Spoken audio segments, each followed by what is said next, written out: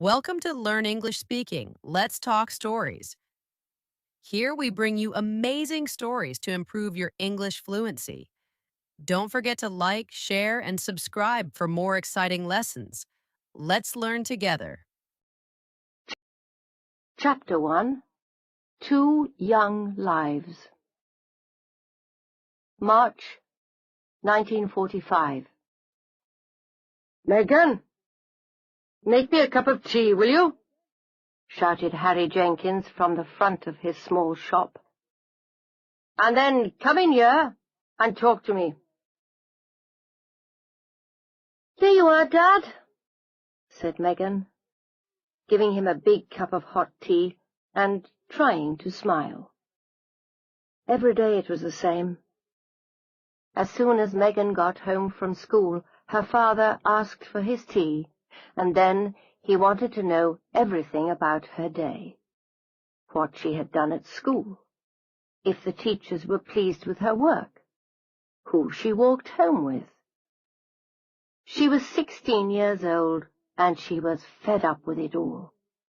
Why did he have to be so interested in her? "So, Megan, how was school today?" "Okay," said Megan. "Did the teacher tell you about last week's exam, then?" "Yes." "And?" asked Mr. Jenkins. "And what?" said Megan, knowing very well what he wanted to know. "And how did you do?" "Come on, girl. If you're going to go to college, it's important that you do well at school." Nobody from Mr. Jenkins' family had ever gone to college, but now there might be a chance for Megan. He wanted her to get away. The Welsh village of Tredonald, where they lived, was a coal-mining village. Nearly all the men worked down the mine, getting the dirty black coal out of the ground. Mr. Jenkins didn't want his daughter to marry a coal miner, or even to spend her life working in the shop. She was too good for that. He hadn't asked Megan what she wanted. At the other end of the village, Megan's friend, Hugh Thomas, was finishing his work for the day. Hugh was also 16 years old, and already tired of life. He worked 8 hours a day, 5 days a week in the village coal mine. There was nothing much else for people in the village. You either worked underground, or you didn't work at all. That was it. But it was better than being a soldier and fighting in some foreign country, like a few of the men in the village. The Prime Minister in London kept saying the war was nearly over, but Hugh wasn't sure if he believed it. Hugh got into the lift at the bottom of the mine with a group of other tired-looking men. Their faces were black from the coal, and at first he didn't see his older brother, Gareth, standing opposite him. They smiled at each other, but didn't speak. The lift climbed slowly and noisily up from the dark underground world. 10 dirty faces looked up towards the light. At the top, it took a few seconds for their eyes to get used to the daylight. They walked over to the bathhouse, taking in the fresh air. For Hugh, this was the best moment of the day. He had only been a miner for 6 weeks, but it felt like longer. Gareth was waiting for him outside. "All right, Hugh?" asked Gareth. "How was it today?" "Okay," Hugh said. "It'll get better, I hope." "It will," his brother replied. "Look at you. Your arms are stronger already, after only 5 weeks. 6 weeks, said Hugh. Gareth laughed.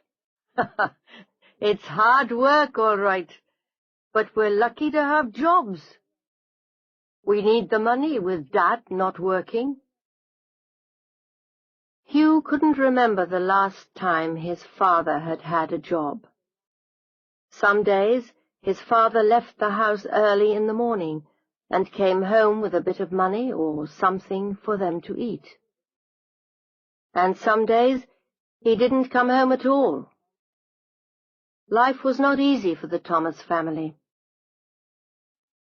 The two brothers walked down their street and said hello to the wives, sisters, and daughters who had come out of their houses to welcome home their returning men. But outside Hugh's house, there was no one to welcome them home. Hugh had never known his mother. She had died when he was born. His father and his two brothers, Richard and Gareth, had been his family. And now there was no Richard, killed 2 years ago while fighting in North Africa. "Dad," shouted Gareth, "we're home. What's for dinner?" There was no answer. "Must be out," said Hugh. "Or in bed," Gareth said. "I'll go and look."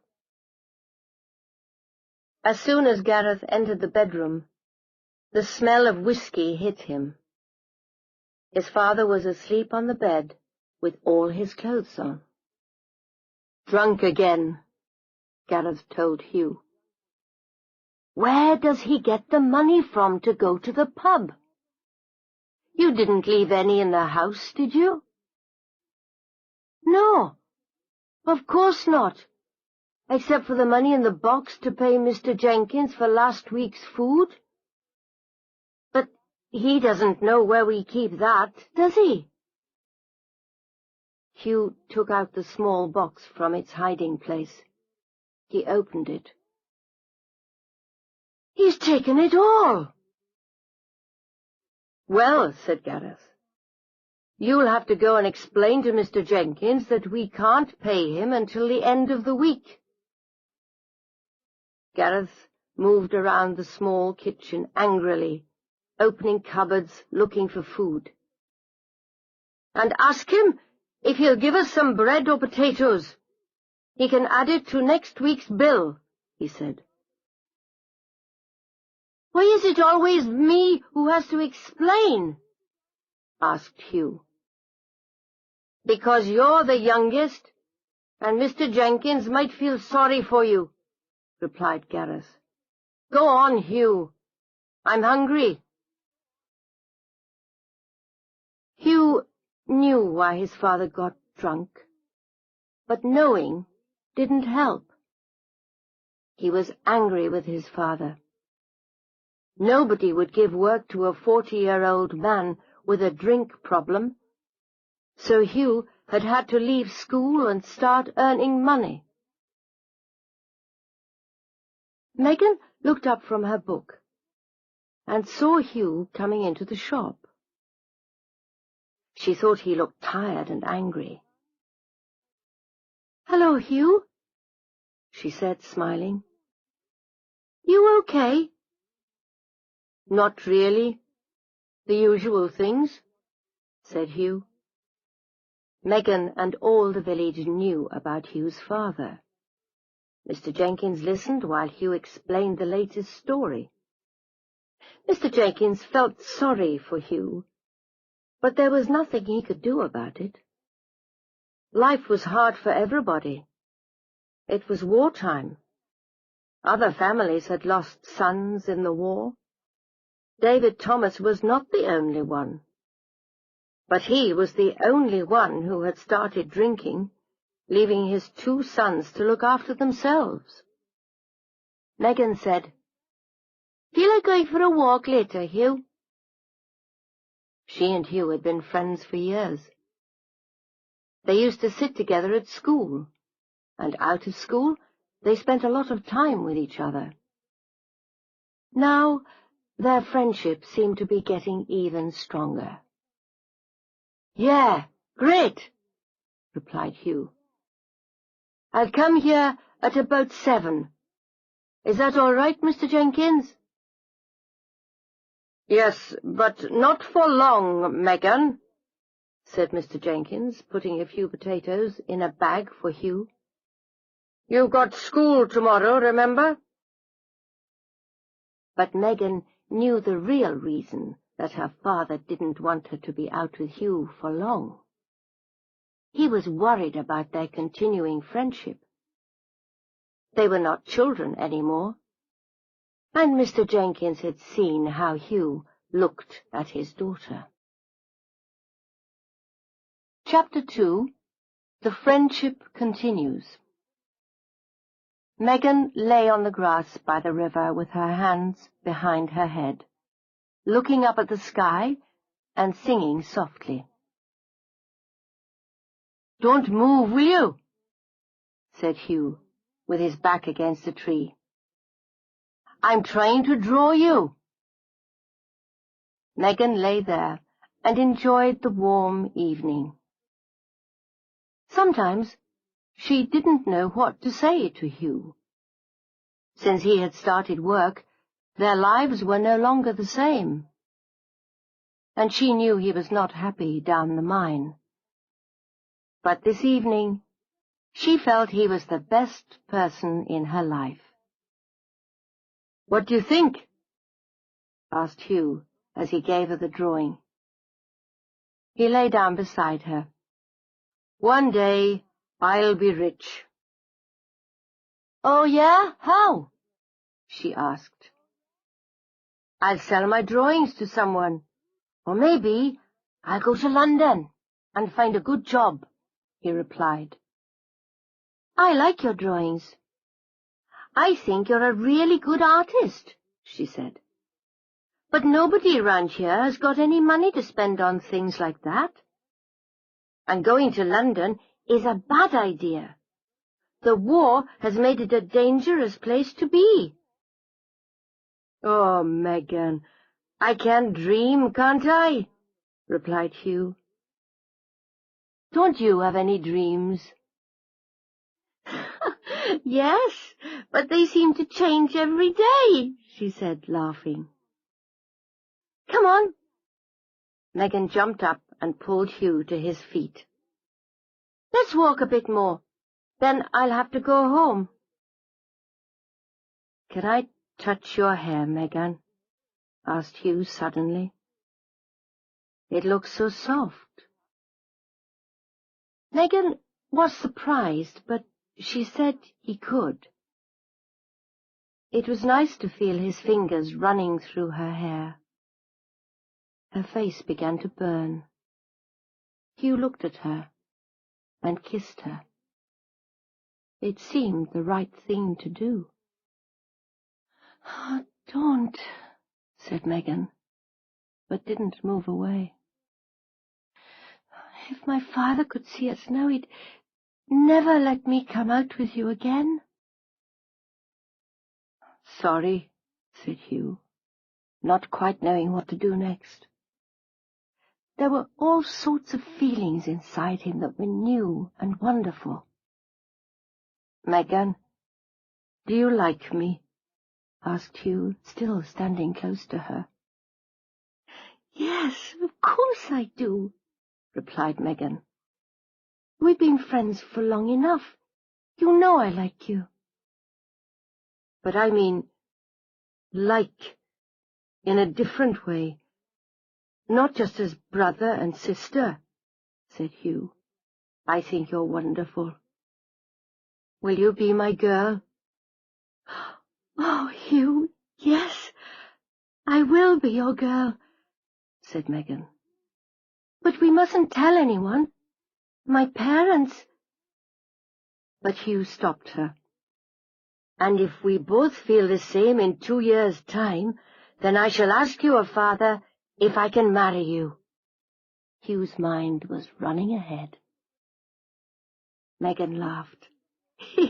"Yes, but for now we must make everyone think that we're still just friends. Nobody must see us holding hands or anything. If my father hears about us, he'll stop me from seeing you. You know what he's like." They walked home, happy in each other's company. Hugh forgot his problems at home and work, and Megan forgot the college plans her father had for her. She knew he had high hopes for her, and a poor coal miner with a drunken father was not one of them. Chapter 3. Romance Grows. Over the next few months, life in the mining village continued in much the same way. When the war in Europe ended, there were wonderful parties in the streets of Tredonald. Everybody hoped that life would be a lot easier. But it wasn't. People worked as hard as ever, and there was still very little to buy in the shops. Megan and Hugh spent as much time as possible together, taking long walks in the evenings, or sometimes going to the Saturday night dances in the village. "Will you dance with me on Saturday, Hugh?" Megan asked as they sat together one evening on top of the hill looking down on the village. "Of course, if you're not too busy dancing with other men," he replied. Hugh loved dancing with Megan. It was the one time he could put his arms round her in public, and if they planned it carefully, they were sometimes able to walk home together. They had become good at keeping their love hidden. But they had to dance with other people, too, and Hugh hated the way other men held Megan so close that her body was pressed against them. "What about you?" said Megan. "You danced with Ruth Hopkins for ages last month, and you were laughing." Hugh remembered that evening, too. He had enjoyed Megan watching him dancing with Ruth, but it had been a quiet walk home that night. In winter, it became difficult to go for walks. It was dark when Hugh finished work, and the weather was cold. And every time he went to the shop, Mr. Jenkins was there. "I wish we had somewhere warm to go," said Megan, one cold and windy day in February. "What are you doing on Saturday evening?" asked Hugh. "Nothing. Studying or helping at home." "Why?" "Do you think you could come out?" said Hugh. "There's a new American film on in Avon. Let's go." "It's a long way. How will we get there?" Megan asked. "I'll borrow a couple of bicycles," said Hugh. "Can you think of something to tell your parents?" "Not at the moment, but I will before Saturday," replied Megan. The thought of sitting in a warm, comfortable place with Hugh for 2 hours was wonderful. She would think of some story to tell her parents. Anything. On Friday afternoon, Hugh was on his way home from the mine when he met Gareth on his way to work. The mine was open 24 hours a day, and Gareth was working nights that week. Hugh didn't like it when he and Gareth worked at different times. They never seemed to see each other. At home, Hugh took some money out of the money box. He tried not to think what Gareth would say if he knew. But he wanted to buy Megan a present. This Saturday was going to be a night to remember. Saturday evening at the cinema was wonderful. Being away from the village made Megan and Hugh feel free. For once they were able to walk down the street holding hands, without thinking about other people seeing them.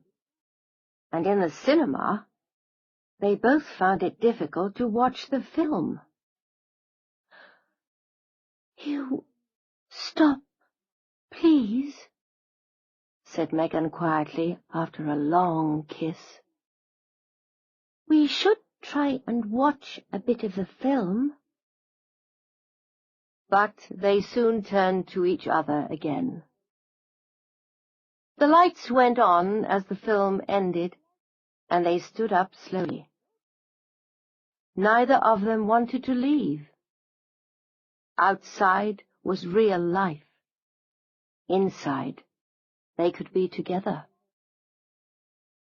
They cycled back towards Tredonald, and Megan could feel her heart getting heavier as they got nearer. They stopped just round the corner from her flat. "This is for you, Megan," said Hugh, giving her a small box. "I hope you like it." He watched her face as she took out the silver necklace. "It's only second-hand," he continued. "One day I'll buy you a new one."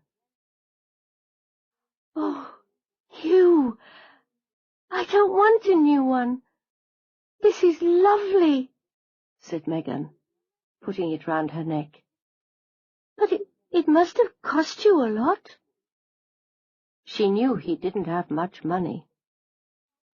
"Come here, my girl," he said. "Stop talking and give me a good-night kiss." But suddenly there was a loud noise from the mine. "Christ!" said Hugh. "What the hell was that?" But they both knew what it was. It was the sound the village hoped they would never hear. All along the street, doors opened, and men and women came out. They ran towards the mine, all thinking of the men who might be caught 500 meters below the ground. "Please, God, don't let it be my husband, my brother, or my son." Chapter 4. Death at the Mine. People of all ages stood around in small groups, talking in low voices.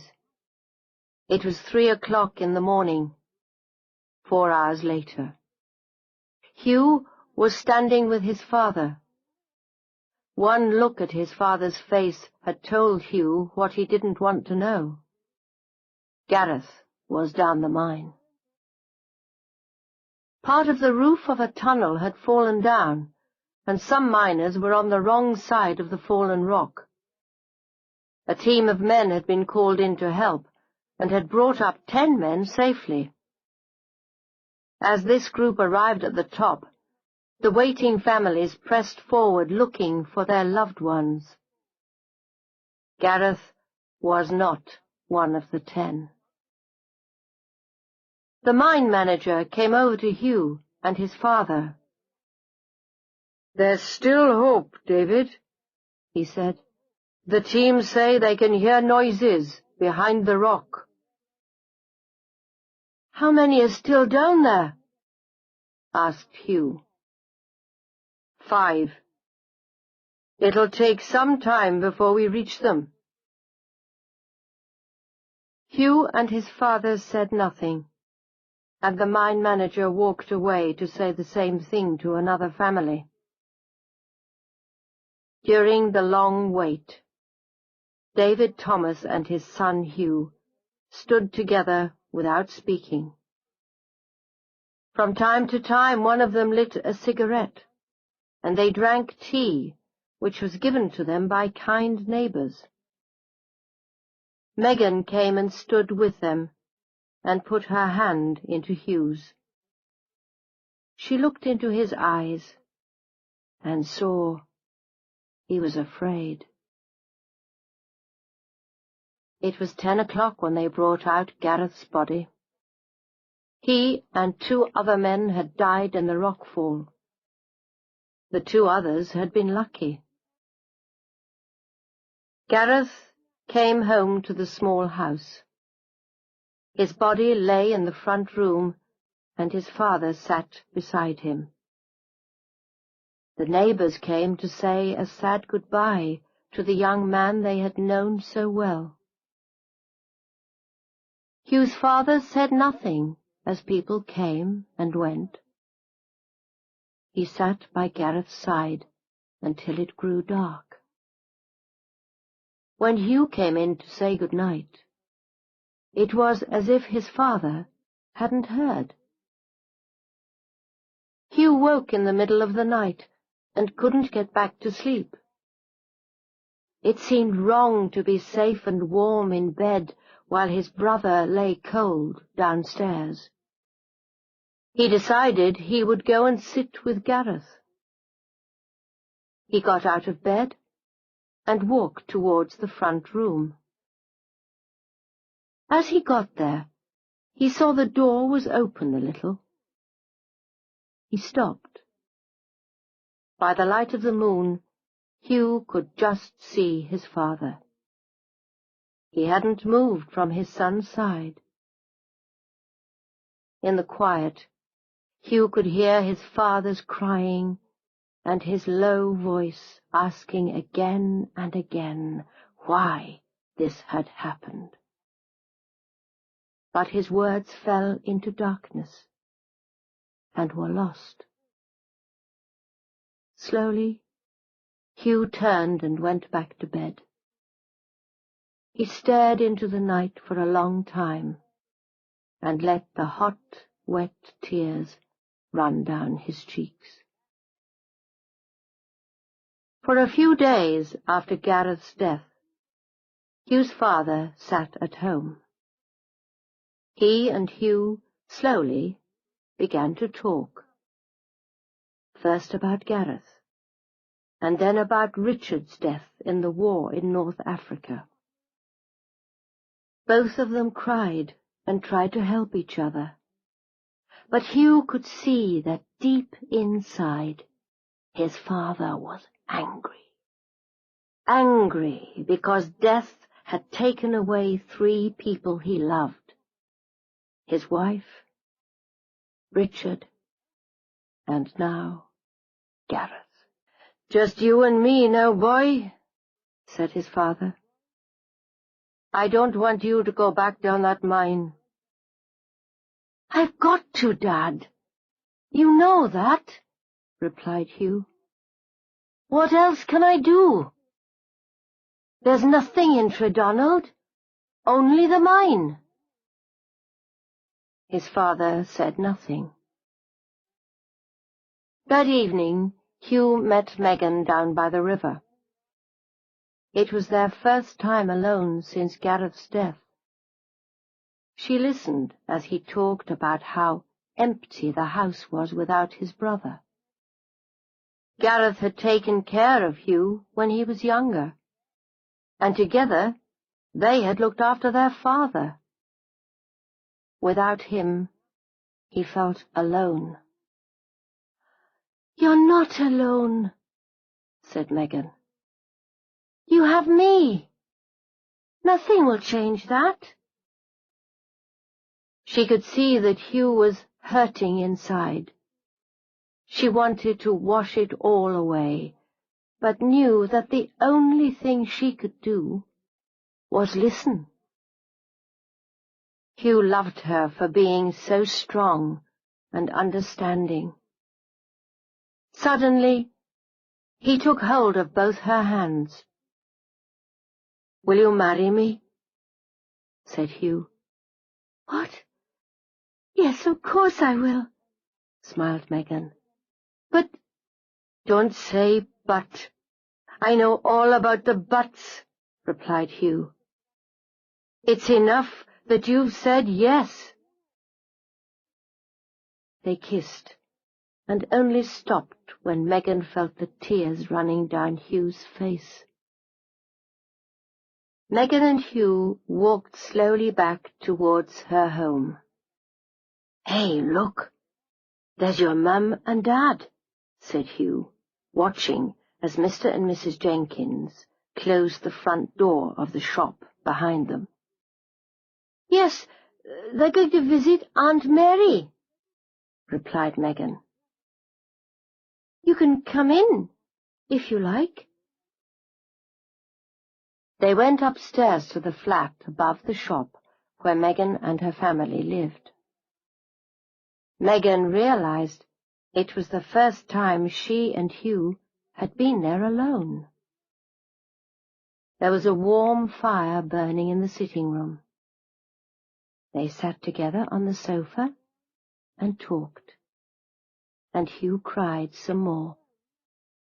Megan held him in her arms until he was quiet. Then they started kissing, and their kisses became stronger and stronger. Megan got up and went out of the room. Hugh didn't know what to do, but just then she returned. She had taken off all her clothes, and was standing there with the light of the fire behind her. "Oh, Megan, you're beautiful," said Hugh. "But are you sure this is what you want?" "Yes, Hugh," said Megan in a quiet voice. "Don't talk. Just come to me." They made love on the floor. For both of them, it was the first time, and it was wonderful. Chapter 5. Leaving Tredonald. The day that Hugh went back to work, his father started drinking again. It was a terrible day for both of them. Hugh had to make himself get into the mine lift. It was very difficult for him to go down to the place where Gareth had died only a week before. Half an hour after Hugh had left the house, David Thomas walked into the Red Lion pub and stayed there all day. His own house was too quiet, and remembering was too painful. Drinking took away all the hurt, so in the Red Lion he drank and forgot. Over the next few weeks there were days when father and son never met. But one day Hugh got a call from the police station. David Thomas had started a fight in a pub. The police were called, and Mr. Thomas was taken to the police station. "He broke some tables and chairs in there, you know," said the policeman to Hugh. "He's a strong man, your dad, and even stronger when he's had a bit to drink." "I know," said Hugh. "What happens now?" "Well, you're lucky," replied the policeman. "Old Brian Morgan, the pub manager, said he won't take the matter any further, and we won't either. This time. But it must never happen again." "We can't go on like this," said Hugh to his father as they walked back home. "I know, son, I know. I promise I'll stop. It won't happen again, you'll see." But David Thomas's promises didn't last very long. Soon he started drinking again. The people in the village had understood at first. "Poor David, he's had a lot of sadness in his life." Now it had all changed. Even his friends were no longer so patient with him. Hugh's time with Megan was the only time he felt really happy. Their love for each other was strong. They talked about their present and their future. They talked about Gareth, which was good for Hugh. His father often got angry when Gareth's name was spoken at home, but Hugh needed to remember his brother. "You know, Megan," said Hugh very quietly, as they sat on top of the hill, "my father has got to get away from here. I think it's his only chance of getting his life together. If he stays here, the drink will kill him, one way or another. And I don't think I can let that happen." "What are you saying, Hugh?" said Megan. She could see from his face that it was difficult for him to speak, and there was a bad feeling growing inside her. Hugh looked at her and continued. "We had a letter when Gareth died from Uncle Edward in Canada. He's Dad's brother. He went to Toronto when I was about 4. Anyway, he's asked us to go and live with him. He says he'll send the money for the boat." "And do you want to go?" Megan asked. "Oh, Megan, how can you ask that? You know I don't ever want to leave you," answered Hugh. "But can't your dad go on his own?" Megan's voice was very quiet. "Don't you see I'm part of the problem?" said Hugh, holding Megan's face in his hands. "He won't go and leave me working in the mine. I see him looking at me and remembering what happened to Gareth. He hates the mine and everything in Tredonald." "And what about us, Hugh?" There was sadness in Megan's voice. "You are the most beautiful thing in my life, Megan," said Hugh.